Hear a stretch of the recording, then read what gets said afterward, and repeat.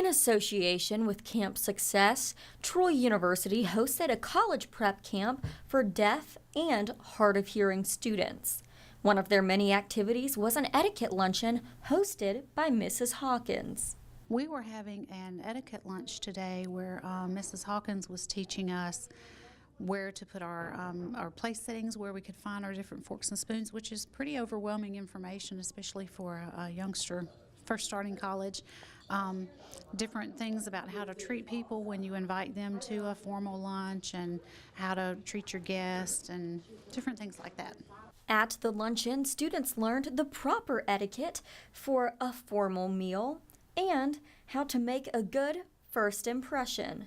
We only talked about dining etiquette today because we had such a limited amount of time, and I tried to just prepare them for the very basics, which fork to use, what to do with their knives and forks when they were finished, what to do with their napkin. That's always a very popular question, what to do with your napkin.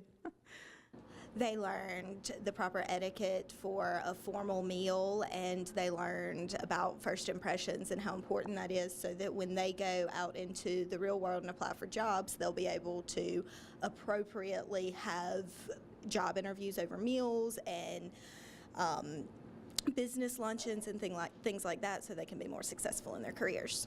Mrs. Hawkins tells us the one skill she hopes the students learned from the banquet. Knowing how to treat other people the way you want to be treated, that's the most important thing. That's Emily Post's definition of etiquette, is applying the golden rule in every situation with a few rules added. And I learned that many years ago, and that's what I teach, that if you're considerate of other people, you treat them the way you want to be treated, then you're not going to make many mistakes in public.